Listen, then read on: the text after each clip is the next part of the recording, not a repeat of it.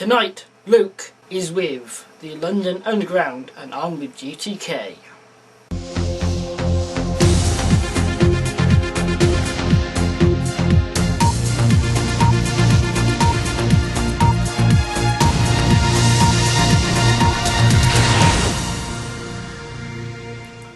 The news this week.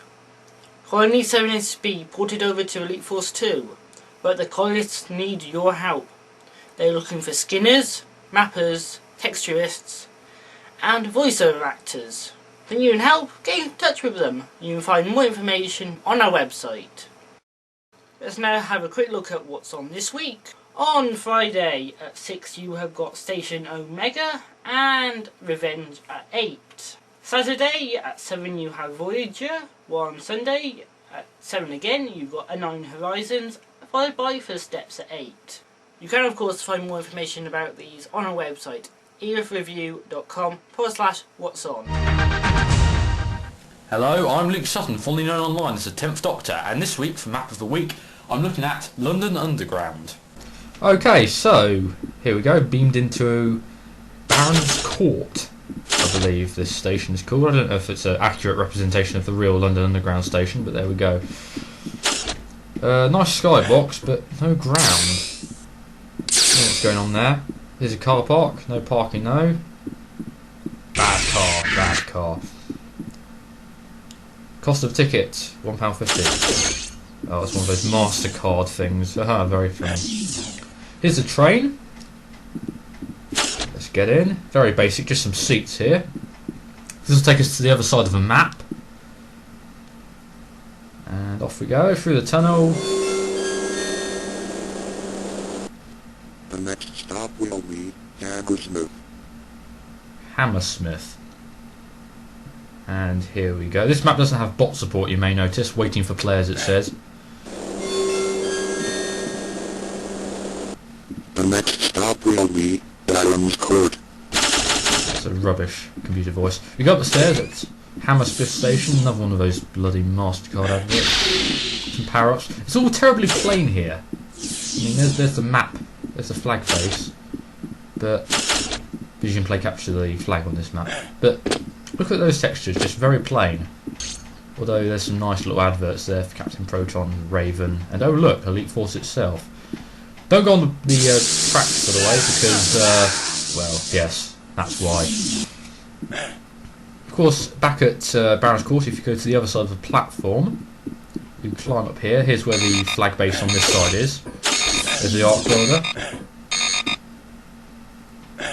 But how do you get to that there deck pack? Well, you have to climb on the train when it arrives.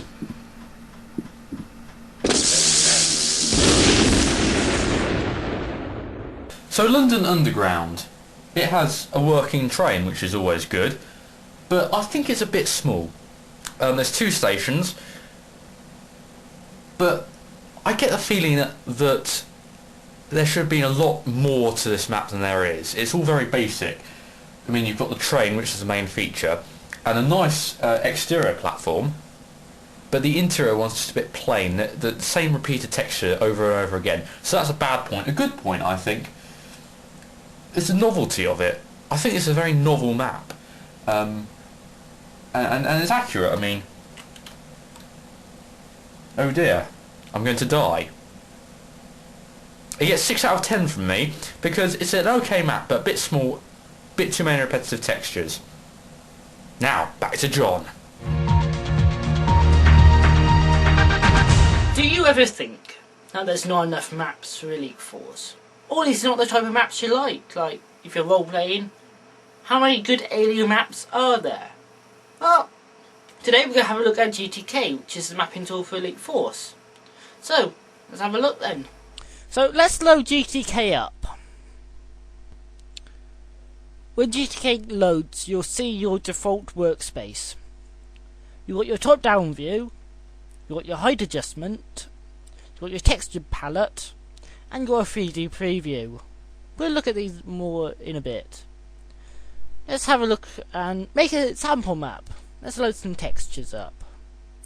For this we're going to go and load up the common set. Now, what are we going to start with? let's have a dirt floor. Something simple. You can see that you've got it in your 3D preview. The floor has just appeared. We escape, we can deselect that and then put a wall. You can see it's simple. Click and drag your box to create it. There's our wall. Grab the height adjustment and you can change its height. Now we can do that with the other walls.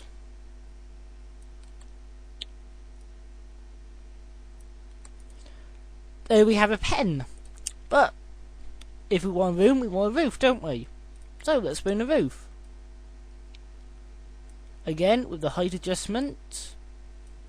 And there you go. One room. Now if you want to go and test this in EF, you'll want to insert a player start. Otherwise you can't load it. So that's now ready to be compiled, and we can compile it by going BSP and BSC meta. So let's give it a name. Sample room. And then you see the renderer load and render the map. You now go pull EF up and tap that in the console. Map. The map name, in this case sample room, and it will load your map up. So there we go. A very simple map.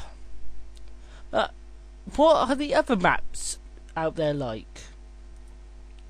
Well, for example, as some of you may know, we now released all their maps. So let's have a look at the Dallas. You'll see from the top down view that there's quite a lot. Most of these are the brushes, which is like the walls. The green bits are all the lights. And you see on the transporter pad you've got loads of player starts. But you've got stuff like trigger texture here, which is used for buttons. And you've got the red blocks there, which are sound effects. So there's not that much to it really, if you look at it in detail. Most of this map is brushes and lights. Bridge is the same with just a few more sounds and a few model chairs.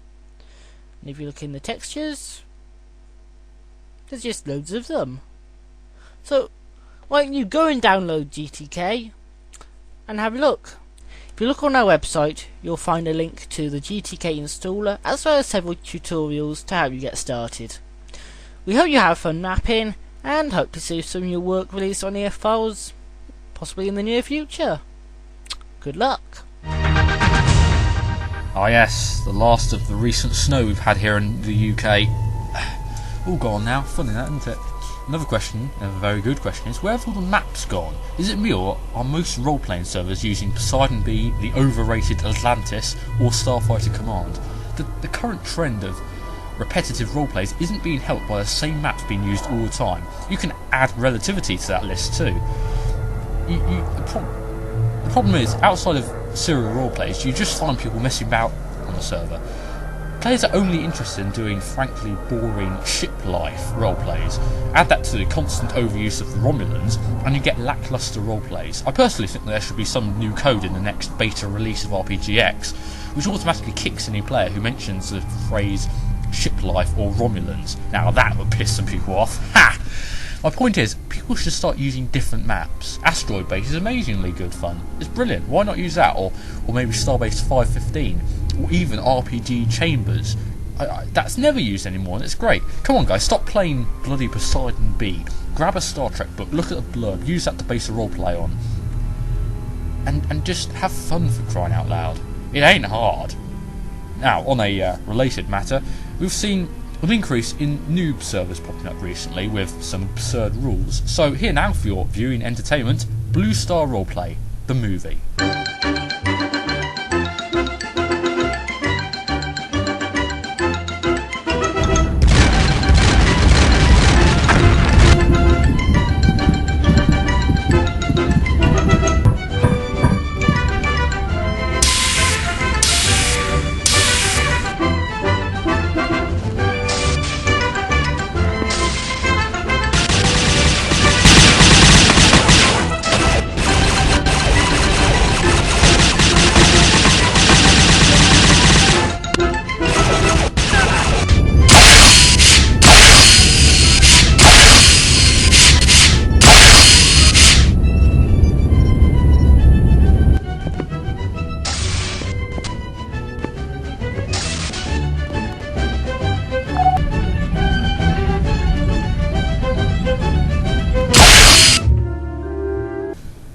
it is as bad as it sounds. Good night. Oh crap, Stargate.